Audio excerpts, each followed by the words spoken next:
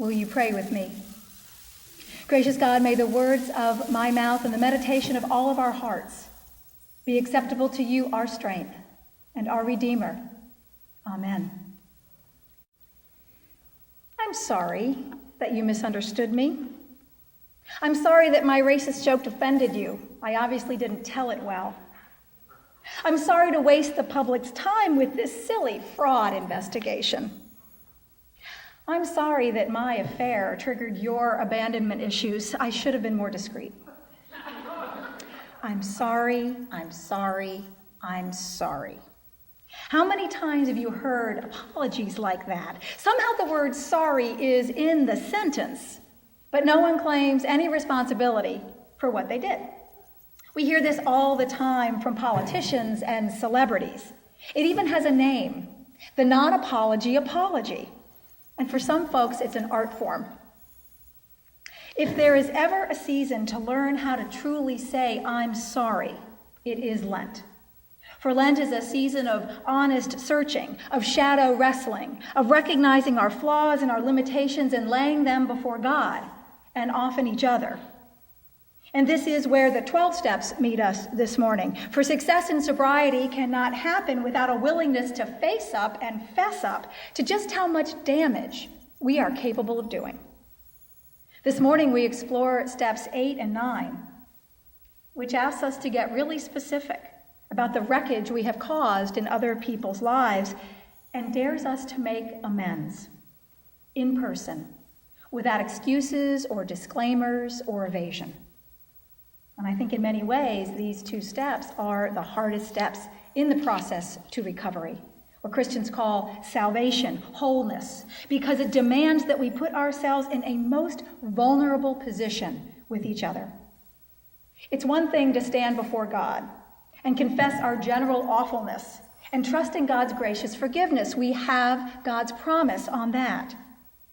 It's another thing to stand in front of a human being, admit what we have done, look them in the eye, and see the hurt our selfishness has caused. That's a mirror few of us want to look into. But if we have broken a relationship with someone, if we have betrayed them or done them harm, healing is only possible through coming clean and making it right.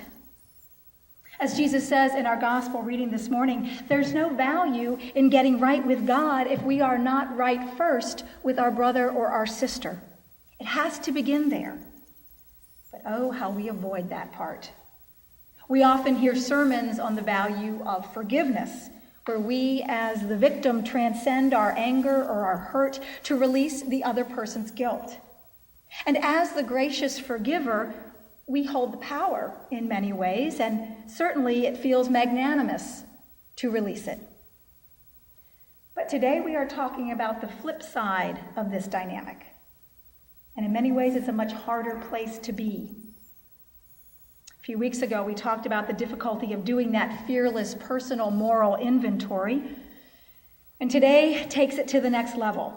This step calls us out on our selfishness and our thoughtlessness and our overwhelming narcissism, and it forces us to account for it, which very few of us are willing to do. In both the big book of Alcoholics Anonymous and in Richard Rohr's book, Breathing Underwater, we are shown that one of the greatest obstacles to being accountable is our human tendency to slide into victimhood ourselves. Faced with the wreckage that we have caused, we quickly become defensive, focusing on the wrong that has been done to us instead. And many of us have been wronged. Many of us have been hurt by dysfunctional or broken relationships, which may be the root cause of our addiction to begin with. But I'll apologize when they apologize rolls off very easily from the tongue. The reality is, however, that this deadlock keeps both people stuck. The process of healing, of recovering, can only begin when someone is willing to break the cycle of pain and honesty and betrayal. And it needs to start with us. So this is clear in our personal relationships, but also in our communal ones. There is no future without it. Archbishop Desmond Tutu of South Africa knew this. After the brutal reign of apartheid ended and the country was taking its first steps toward healing, Tutu realized that the only way for South Africa to break the cycle of violence, to have a future that could move beyond the toxic pattern of revenge, was for the perpetrators, the former leaders of the government and the military and the police, to stand before their victims and admit what they did, to own their brutality and their corruption. Now, this was not part of a sentencing agreement. They would receive no other punishment. But they would need to listen to what their brutality did to their victims. They had to face the people they had abused and hear their stories, to feel the full force of their actions. Critics of the Truth and Reconciliation Councils claimed that this was not enough to right the vicious wrongs. They claimed that only punishment and retribution could bring justice. But Tutu knew that owning the act of their crimes publicly and seeking forgiveness from their victims was more difficult and more painful than a prison sentence. He believed that the future of justice lay in retribution, not in retribution, but in restoration. The goal in restorative justice is not punishment. You see, it is healing. And that kind of reconciliation takes far more moral courage than revenge does. As Tutu says, it's not about pretending that things are other than they are. It's not about patting one another on the back and turning a blind eye to the wrong. True reconciliation exposes the awfulness, the abuse, the hurt, the truth. It could even sometimes make things worse. It's a risky undertaking, but in the end worthwhile, because in the end, only an honest confrontation with reality can bring real healing. Superficial reconciliation can only bring superficial healing. But going deeper than the surface can be frightening. To face someone you have harmed requires an enormous amount of personal vulnerability. Dredging up the past, reliving painful memories, reminding ourselves of who we were when we were under the influence of our addiction. So painful. So most often we just bury it, hoping that time or distance or distraction will heal the wound. But here's the thing. Ignoring the wrong may put it out of our minds for a while, but it does not remove it from our lives. Pain is a spiritual experience. It has its own energy. And energy, as every physicist knows, does not disappear. It just changes form. When we don't address it, it will address us, and often in ways that cause far more pain. Some traditions call this karma. Jesus called it the golden rule. But in every instance, the spiritual wisdom remains the same. Everything must be accounted for. It's the only way to knit our relationships back together again. I recently read a study that explored the importance of human connection that challenged my thinking about addiction. For the conventional wisdom for decades has been that addiction is primarily a brain chemistry thing. It happens when the constant use of a substance rewires our brain paths. Now, different personal circumstances may lead us to start using the drug in the first place, but the more we use, the more we crave it, and addiction is the result. And this conclusion resulted from a simple rat experiment done in the 1970s. A rat was put in a cage alone with 2 bottles. One had water, and one had water laced with cocaine. Every time they ran this experiment, the rat became obsessed with the drugged water and kept coming back for more and more until it killed itself. The rat seemed powerless to choose the other water. The parallel to human addictive behavior was clear, and the conclusion made total sense. But at the same time, another scientist noticed something odd about this experiment. That rat was in the cage all alone. It had nothing to do but take the drugs. He wondered what would happen if he tweaked the experiment a bit, and he created a rat park, a lush cage where rats had plenty of colored balls and the best rat food and tunnels to scamper down and plenty of friends to play with, everything a rat could want. And what would happen then, he wondered. In Rat Park, the rats tried both water bottles because they didn't know what was in them. But what happened next was startling. The rats with the good lives didn't want the drugged water. They mostly shunned it, consuming less than a quarter of what the rats that were caged alone drank. None of the Rat Park citizens died. While all of the isolated rats became heavy users, none of the rats in the happy environment did.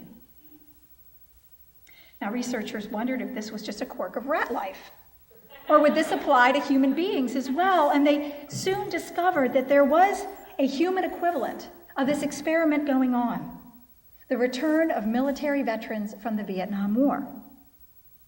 Living with the horrifying reality of that brutal war day after day, many soldiers turned to drugs to numb the pain, heroin in particular. Statistics showed that nearly 20% of soldiers returned to the U.S. as heroin addicts. And many people were understandably terrified as to what this would mean for vets and for the society when they returned. But surprisingly, 95% of the addicted soldiers simply stopped using once they returned home. Very few had rehab. Upon return, they had shifted from a more terrifying cage back to a more safe and pleasant one, so they didn't want to use the drug anymore. Now, there is much documentation to these experiments, much more than I could include in a sermon, but suffice it to say that these kinds of experiments were run in very many different ways, and the conclusions always came out the same. No matter how long the rat had been addicted or what it became addicted to, when it was placed in a community where it had nourishment, body, mind, and soul, it lost its desire for the drug. A new and game-changing reality emerged that shook up the drug rehab community. The opposite of addiction, they realized, is not sobriety. It's human community. And I believe that is what is at the heart of AA's philosophy. It's why the recovery community is so vital. We can't do this alone. Yet sadly, the way we punish drug addicts is to increase their isolation, to cut them off from potential relationships and communities that could nourish them. Those who come out of prison for drug offenses often can't find a job, which limits their chances for a meaningful life with marriage and family. If it's a felony charge, they also lose their right to vote, further distancing them from having a stake in our society. The social and economic isolation leaves them more susceptible to relapsing. And we know this is true about individuals and whole communities. The less human connection there is, the greater the risk. And I believe this is what the 2 spiritual journeys of Lent and the 12 steps are telling us. The root of our addictions, no matter what they are or how they manifest themselves, is a sense of disconnection, often a spiritual one, a sense that we are isolated from the heart of who we are and where we belong. And this doesn't just apply to people in 12-step programs. It has something to say to all of us because human beings are bonding animals. And yet we have created a culture that leaves us more isolated from each other than ever before. We are in an epidemic of loneliness, and the rise of addiction is a symptom of that. We need connection. We need love. We need relationships. But here's the thing. Healthy relationships are hard work. As flawed human beings, we are predisposed to screw them up. Like the porcupines. I love that illustration. Sometimes the closer we get, the more prickly we are with each other. And so we hurt one another. And when we break those bonds, we need to own up to it. We need to make it right. We need to accept responsibility for what we have done. Because recovery is only possible. Enlightenment is only possible. Salvation is only possible when we find our way back to community. When we find our way back home. As Jesus says, we can't get right with God until we have gotten right with our brothers and sisters. And very often the only way to do that is to learn how to say and how to mean, I'm sorry. But this learning can be a long process, and we will struggle. So it's important to remember that we are not in this alone. Each of us here has failed someone. Each of us here has pained someone we love. You are sitting next to someone in need of forgiveness, and you are in need of that forgiveness too. As we move into our time of prayer, I invite you to reflect on the relationships that you may have broken in your past. As painful as it is, remember times of selfishness and thoughtlessness when you caused someone harm. And as we move into our time of silence, I invite you to open yourself to God. Let God strengthen you as you face the harm you have done. Let God give you the courage to be vulnerable and ask for forgiveness when you are ready. Know that what awaits you is more than the next step on your journey of personal wholeness. It is a step toward the healing of the human community, of human connection. It is a step toward home. So let us welcome the silence.